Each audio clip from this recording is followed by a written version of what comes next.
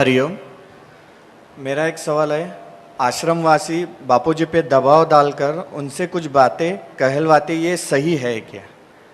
और मेरा एक दूसरा सवाल है, और सुरेशानंद जी महाराज गए हैं छोड़ के, उन्हें भगोड़ा कहा जाता है, वो बापूजी जाने और सुरेशानंद जी महाराज जाने, पर हम सब लोग उनको भगोड़ा भगोड़ा बोलते, ये कहाँ तक उचित है? हम सब मतलब आपने बोला? नहीं, हमने हमने नहीं बोला?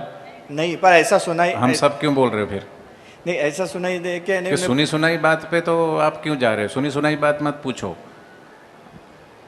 जिस कोई जिम्मेदार व्यक्ति ने या आश्रम की तरफ से किसी ने बोला हो ये शब्द तो बोलो। पहली बात तो, पहला प्रश्न आपका ये है कि बापूजी से जबरदस्ती बुलवाया जाता है। आप बापूजी से कब दीक्षा लिया आपने? 2000 में तो लिया था। आपको ऐसा लगता है कि बापूजी से कोई बुलवा सकता है? नहीं, है? मुझे तो नहीं लगता है। तो फिर आप उसकी बात पे बस विश्वास करना ही नहीं चाहिए। जो ये भ्रम फैलाते हैं कि बापूजी से बुलवाया जाता है, वो बेचारे या तो नादान हैं या तो जानबूझ के नाटक कर रहे हैं।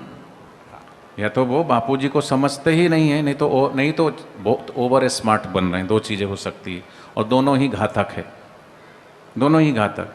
फिर भी अगर ना समझी है तो ना समझ को तो समझाया जा सकता है, लेकिन जो ज़्यादा ही ना समझी का नाटक कर रहा है ऊपर से, तो वो फिर खतरनाक है। पहली बात तो गुरुदेव से कोई ज़बरदस्ती बुलवा सके ऐसा मैं कहूँ कि ब्रह्मांड में कोई पैदा नहीं हुआ जो गुरुदेव से ज़बरदस्ती बुलवा सके।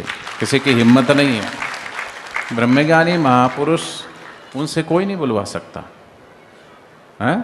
ब्रह्मज्ञानी की गत ब्रह्मज्ञानी जाने, ब्रह्मज्ञानी को कहा मूढ़ पहचाने, ब्रह्मज्ञानी मुकत जुगत का दाता, ब्रह्मज्ञानी आप पूर्ण विधाता। उनसे कौन बुलवा सकता है? पहली बात तो ये अपनी भ्रमणा निकाल दो मन से कि बापूजी से कोई बुलवाया जाता है। किसी की रिपोर्ट भी जाती है तो बापूजी पहले सुनते हैं, जिसके लिए कहा जाता है उससे भी बात करते, तीसरे से भी बात करते, चौथे से भी वेरीफाई करते। इन लोगों के हिसाब से जो आश्रम के खिलाफ बोल रहे हैं, इनके हिसाब से नहीं होता, तो इसलिए वो कुछ ना कुछ तो बोलेंगे लोगों को भ्रमित करने के लिए। अच्छा, तुम्हारे लिए बोल दिया तो तुम बोलने लगे कि बुलवाया जाता है। किसी आश्रम वाले को अगर डांट दिया तो वो बात सच्ची है गुरुजी की, फिर उस पर ज़बरदस्ती नहीं बुलवाया। वो तो सही बोला गुरुजी ने, देखो क्या बोला, इसके लिए क्या बोला, देखो उसके लिए क्या बोला। वो ऑडियो वो वीडियो कट कर करके और आगे पीछे का, जैसे वो माता जी ने पूछा, एक शब्द पूछ लिया, अरे आगे का पीछे का तो सुनाओ। हमारे लिए गुरुजी ने बोला तो हमारा पूरा वीडियो चलो। तुम अगर सच्चे हो, तुम सच्चे हो तो तुमने पूरा वीडियो क्यों नहीं चलाया? पूरा वीडियो चलाना चाहिए था।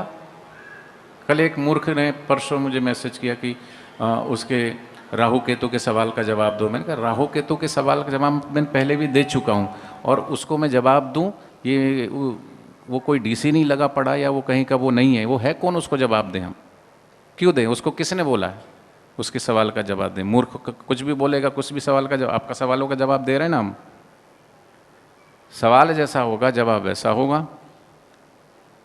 इन लोगों ने एक पूरा भ्रम फैलाया मेरे को लेकर के, और वहाँ दिल्ली के अंदर जब संकल्प सभा इन्होंने करी तो इनके बीच में 500-700 लोग थे, और मैं वहाँ जा कर के सोचो कि इन्हीं के सारे लोग और उन्हीं के पक्ष वहाँ जा कर के मैं बोल के आता हूँ, तो कोई गलत व्यक्ति, पता है कितने सारे, ये सारे के सारे एंटी हमारे। वहाँ जा कर के मैं जवाब दे के आता हूँ, वो जवाब का वीडियो रिकॉर्ड हुआ, लेकिन उसको कट करके इन्होंने वो वीडियो काट कर दिया। डालो तुम्हारे अंदर हिम्मत है तो, डालो तुम्हारे अंदर सच्चाई है तो वो वीडियो जो मैंने तुमको जवाब दिया। एक तरफा वन साइडेड डिबेट क्या होती है? आपने सवाल किया तो मैं जवाब दे रहा हूँ, ये डिबेट होती है। ऐसा नहीं कि मैं मनगढ़ंत कुछ भी अपने तरफ से कुछ भी बोलूँ और उसका उत्तर ना मिले। तो ये तो जा रहा है ना, आपने जो पूछा वो भी रिकॉर्ड है और जो मैं बोल रहा हूँ उसका भी जवाब है। ये दोनों चीज़ें सुन रहे हैं ना लोग, अपने आप पता करेगा। एक बार उसके बाद भी फिर एक बार मैं लाइव आया था, उसमें फिर मैंने आंसर दिया उस चीज़ का भी, ठीक है। लेकिन इनको अपनी दुकानदारी चलानी है झूठ के आधार पर। झूठ ज़्यादा दिन नहीं चलता, इसलिए गुरुदेव कहते हैं साँच को आँच नहीं, झूठ को पाँव नहीं। पहली बात। दूसरी बात, आप बोल रहे हो कि सुरेशानंद जी को भगोड़ा भगोड़ा का किसी आश्रम वाले ने नहीं बोला। बोला हो तो नाम बताओ, ठीक है। हाँ, हमने ये ज़रूर बोला कि गुरुदेव का जब स्वास्थ्य बहुत ख़राब था, अभी एम्स में एडमिट थे, तो उनका फ़ोन आया था, तो उन्होंने फिर अहमदाबाद एसटीडी पे फ़ोन करके हालचाल लिया और वहाँ से फिर जोधपुर भी चेतन भाई को किया, जो भी बातचीत हुई। उसके बाद फिर दोबारा फिर फ़ोन आया तो अहमदाबाद में बहुत सारे जो संचालक हैं उनसे भी बात हुई। उस समय गुजरात की समिति वहाँ थी, उनसे भी बात हुई। ये बात मैं पहले भी बोल चुका हूँ और वीडियो में रिकॉर्ड है, फिर से मैं दोहरा रहा हूँ। फिर उनसे ये प्रार्थना भी की गई कि भाई कुछ आपको लेकर के इस तरीके से जो द्वंद्व चल रहा है कि उनको आगे आना चाहिए, नेतृत्व करना चाहिए। बिल्कुल करना चाहिए, क्यों नहीं आ रहे आगे, बिल्कुल आना चाहिए। आज ज़रूरत है समाज को, साधकों को, तो बिल्कुल आना चाहिए। गुरुदेव ने इतनी करुणा कृपा उन पे बरसाई, तो आज समय है अपने शिष्य धर्म को निभाने का, तो आना चाहिए, साधकों के बीच में रहना चाहिए। और गुरुदेव की तो आज्ञा यही थी आखिरी कि सब साधकों के बीच में आओ जाओ, सबको संगठित करो। जंतर मंतर पे धरना चल रहा वहाँ पर भी, तो इस तरीके से